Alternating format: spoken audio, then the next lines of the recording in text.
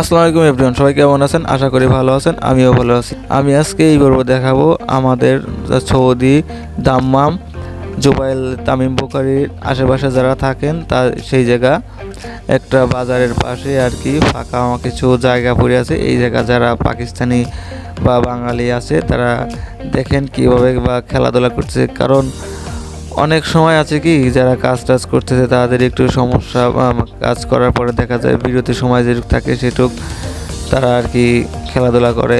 আমি হয়তো গেছিলাম যে দেখি ওখানে কি করে, যা দেখি আসলে এই জায়গা অল্প কিছু লোক আর কি খেলাধুলা করতেছে আর ক্রিকেট খেলতেছে। ক্রিকেট খেলার ভিতরে দেখেন আসলে আমি একটু জুম করে দেখানোর চেষ্টা করতেছি কারণ আমি অনেক দূরে আছি।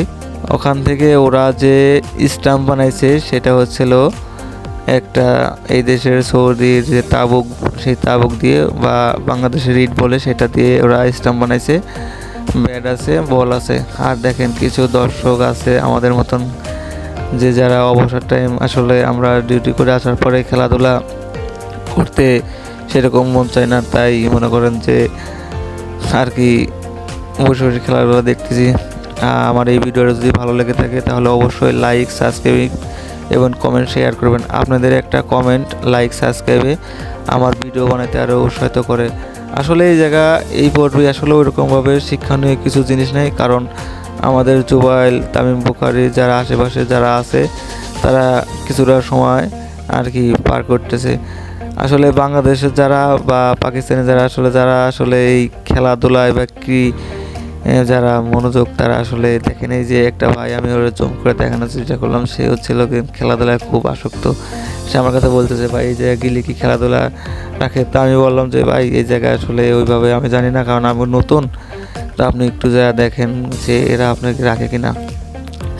যাই হোক ভাই, এই বিষয়টা হচ্ছে যে এইখানে এই পর্বটা আসলে শিক্ষণীয় বিষয় নেই। আসলে একটা জিনিস কি যে ওই যে আমি আর একটু দেখানোর চেষ্টা করলাম যে বাজারে আশেপাশে যারা একটা ছোট্ট একটা বাজার আছে আর কি পিছনে, আর ওই পাশ দিয়ে আসলে মেন মার্কেট আর কি জুবাইল তামিম বুখারীর।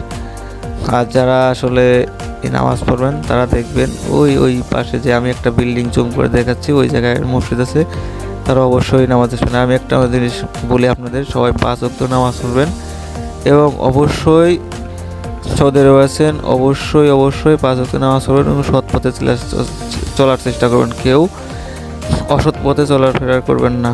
সবাই ভালো থাকবেন, সুস্থ থাকবেন, আল্লাহ হাফেজ। আর একটা কথা, যাই হোক আর একটা কথা বলে যে দেখে শুনে ভালো এজেন্সির মাধ্যমে সৌদি আরব ভয়াবহ অবশ্যই ভালো থাকবেন।